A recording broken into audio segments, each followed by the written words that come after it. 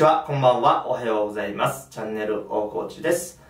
今回は市民の方から私のオフィシャルサイトにですね、お問い合わせいただきましたので、それをテーマにお話しさせていただきたいと思います。問い合わせの内容がですね、まず政策についてということで、件名子育て世代への臨時特別給付金についての要請。本文、松原市民のためにいつもご尽力くださりありがとうございます。今回の子育て世代への給付金についてですが、不公平な所得制限、世帯合算収入ではなく世帯主収入の取得で判断というのがあり、不満に思っております。大河内議員はこの件についてどのように考えておられますか？自治体によっては所得制限を撤廃し、子どもたちに、平等に給付という判断をされるところも増えてまいりました。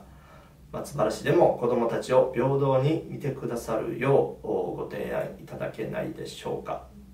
お忙しい中恐れ入りますが、何卒よろしくお願い申し上げます。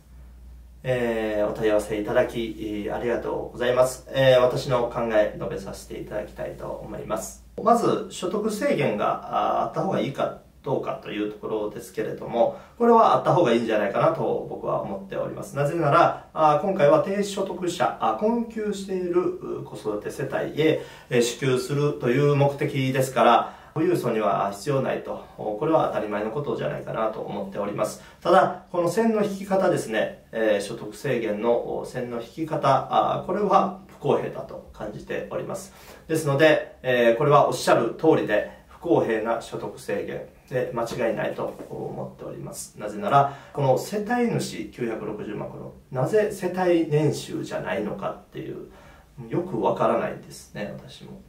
例えば900万円と900万円の共働きの世帯ですとこれは支給される。一方で1000万円と800万円の世帯ですとこれは支給されないと。同じ世帯年収でも支給される世帯とされない世帯が出てくるというのは不公平だというのはもっともだと思っております。本日12月13日にもですね、松原市の方で委員会の方でこのテーマが扱われました。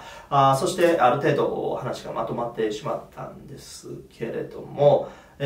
の所得制限を撤廃するというのは今のところ松原市では考えていないという方針になるかと思います。ですので、今からですね、私がこれを松原市に提案してですね、変わっていくかというと、そうではないと。ただ、私もこの不公平であるということは認識ありましたので、ここはちょっと私の力不足で申し訳ないというところもあるんですけれど、また違う形の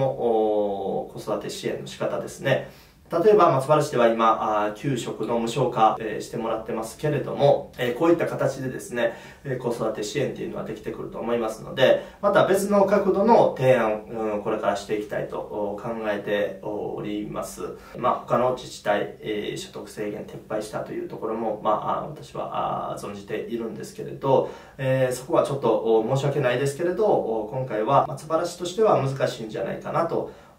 いうところになっております。で、またこれは別の論点になるんですけれど、現金かクーポンかというお話ありますけれども、私はもうこれ現金で年内にパパッと配ってしまって無駄な経費をかけないというのがベストだと思っております。松原市でもですね、市長の方から大阪府に対して国へ現金給付年内にできるように依頼してくれということで依頼し続けてもらってまして、今日のニュースでですね、年内10万円の現金給付を認めるようなニュースもありましたので、松原市としてはこの対象者に限りますけれども速やかに支給されていくという形になると思います。このご意見いただいた方には申し訳ないんですけれども、今後こういった不公平のないようにですね、私自身どういった子育て支援、困窮世帯に何ができるのかというところを考えていきたいと思っております。お問い合わせありがとうございました。